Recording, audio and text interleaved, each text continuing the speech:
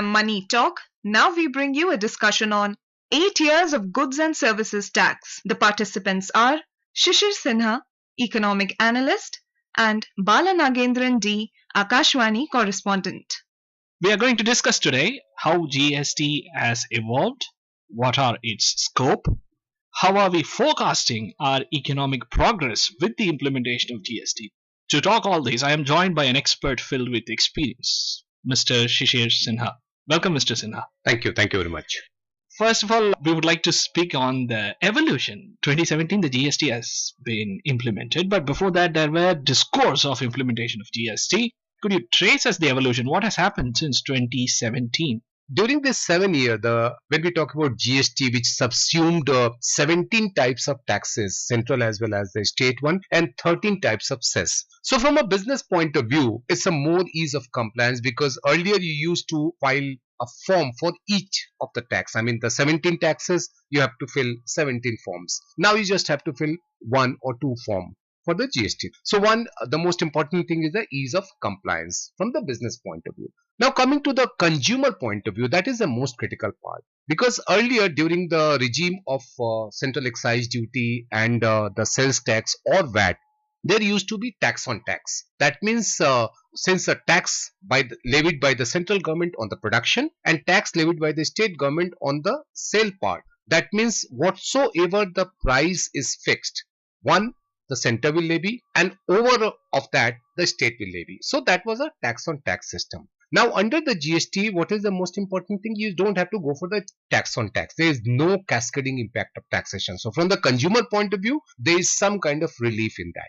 The third and the most important part is we are talking about one nation, one tax, one market. Of course, there cannot be one rate. In a country like India, you cannot have a one rate of GST because of the income disparity, because of the people who are in the poorer section or who are in the richer section, they cannot pay the same kind of taxation. That's the basic theory of the taxes. But when we are talking about one nation, one market, one tax, means somebody who is going to buy a car, say in Haryana, and if he is living in Bihar, he won't have to pay more in terms of the taxes. He will have to pay the same tax whether he is buying in Bihar or in Delhi or in Haryana. Of course, there will be some additional charges because of the freight rate, but that is not something which is going to harm the consumer in a bigger way. So the three key things: one, ease of compliance for the businesses, no tax on tax for the customer, and one nation, one market, one tax. That is the key of the GST. So this is how we track the GST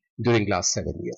Could you tell us how it has brought down the average tax? That's the major point that has been highlighted across. Okay, let us take some goods like wheat and rice. That's a very essential item for all of us. So if we take wheat and rice, if you go to the pre-GST regime, there used to be a tax. I'm just talking about the loose item, not talking about the pre-packaged or the labeled one. When we talk about the loose item, there used to be tax of something around 2.7%.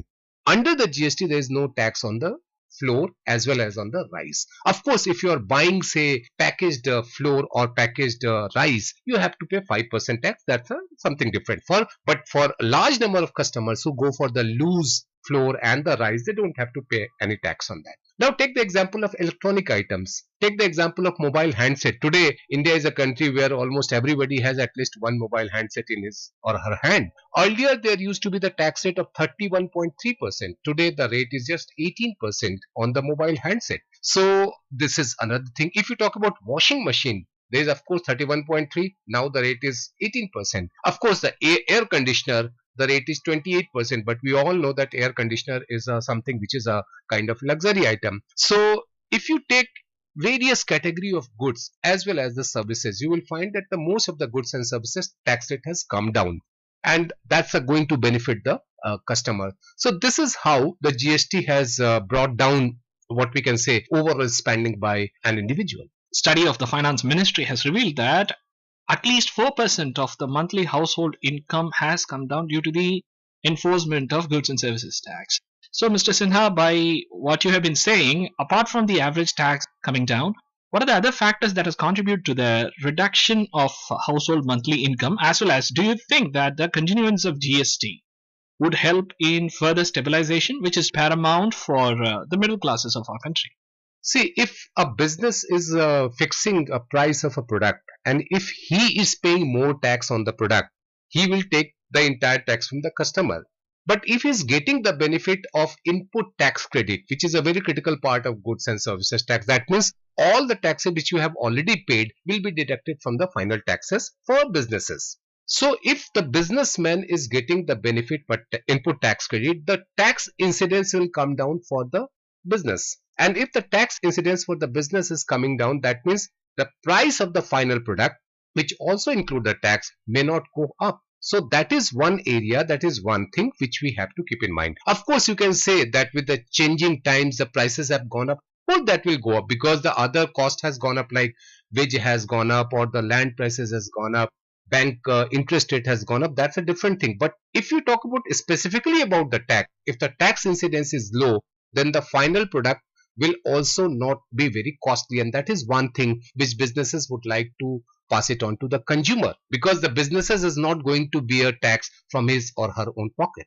When we speak about business, I'm hereby to ask you on some particular sectors where GST has played a role by benefiting them. One of them is MSME, which is the backbone of our economic progress, and second one is logistics. So first we talk about the MSME, where GST rollout has played a pivotal role. Could you highlight those things, especially talking about the composition scheme as well as what are the benefits that the MSME has received? There are two parts to that. One, if you see the threshold of mandatory registration. So in most of the states, the threshold is 40 lakh for goods and 20 lakh for services. And in some state, it is 20 lakh for goods and 10 lakhs for the services. So if you see this kind of threshold, that many of the smaller businesses may not be required to go for the GST registration. Still, if they want to go for their registration just for the sake of the business, because many of the large businesses ask for GSTN, so small businesses will go for registration. Now, getting a registration is not a very difficult thing. It's a completely online thing.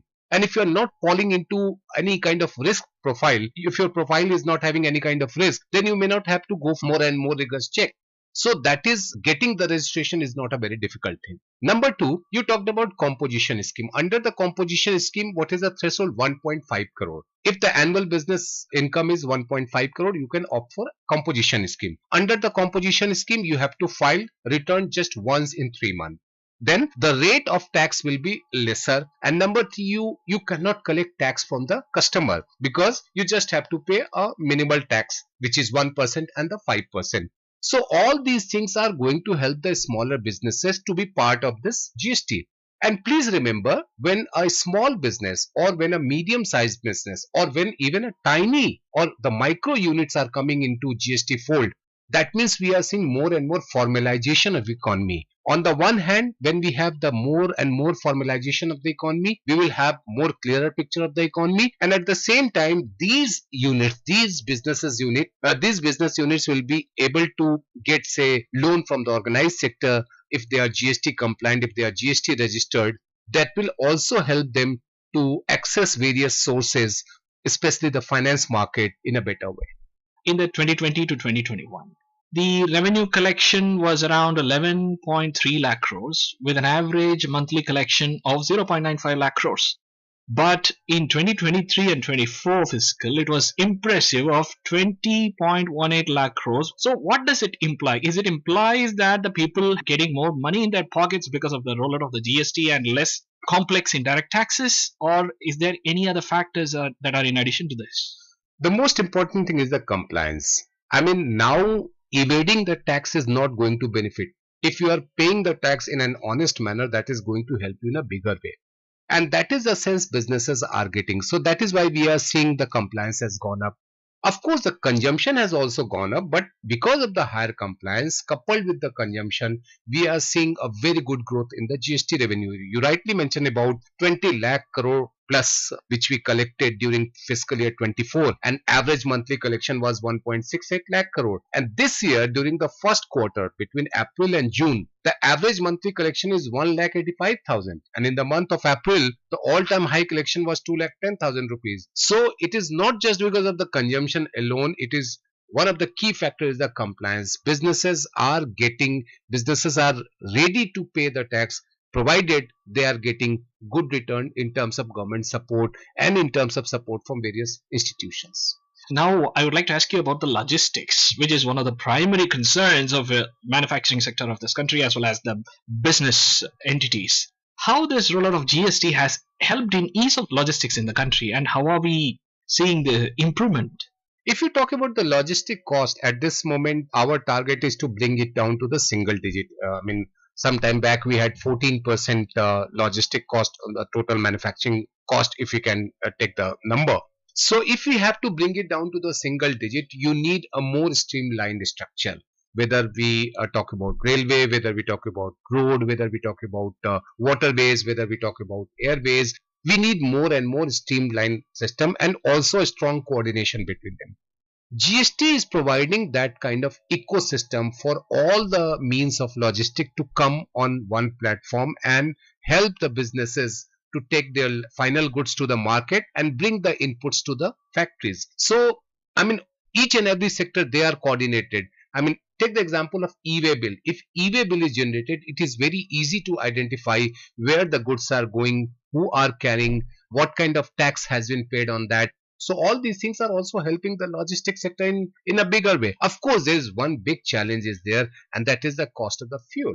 And since the petrol and diesel, GST has not been able to be imposed on petrol, diesel, natural gas, crude oil, and the aviation turbine fuel. So that is affecting in a very smaller way. But overall, if you take the 70%, 80% thing, because of the better coordination and because of the better ecosystem, the logistic cost, we are able to bring it down. That is going to help the industry as well as the manufacturers. While we talk about sectoral development and the benefits for the common man, we have to speak about the most interesting topic at present when we speak about GST, that is rate rationalization.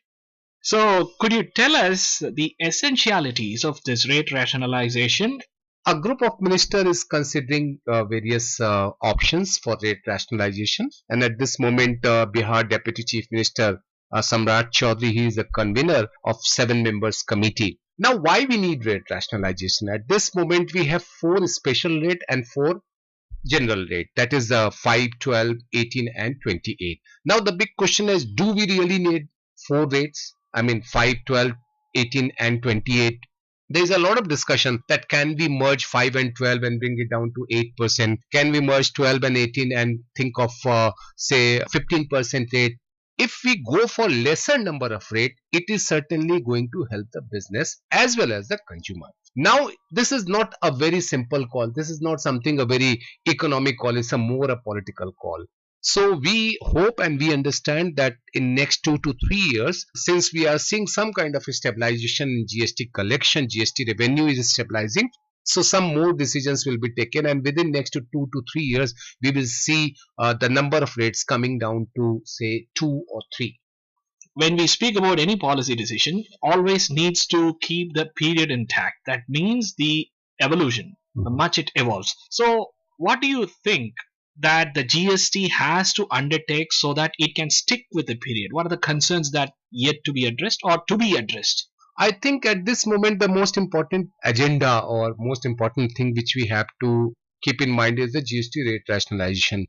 And of course, we are seeing a lot of fraudulent activities are taking place in the GST. We are expecting that after this GST Council recommendation of biometric based Aadhaar identification of fresh assessees or the fresh applicant who are in the high risk profile, we will be able to curb the fraudulent activities in the GST. At the same time, we also have to think about how this compliance in terms of filling the form, whether we are talking about GSTR 3B or GSTR 1 or GSTR 1A or any other form or even the annual form, how to make it more and more simpler so that businesses should come forward in a bigger number.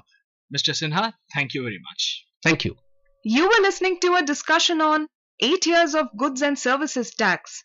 The participants were Shishir Sinha, Economic Analyst, and Balanagendran D, Akashvani Correspondent.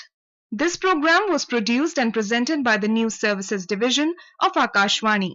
You can listen to it on our mobile app, News on AIR. This program is also available on our YouTube channel, News on AIR Official.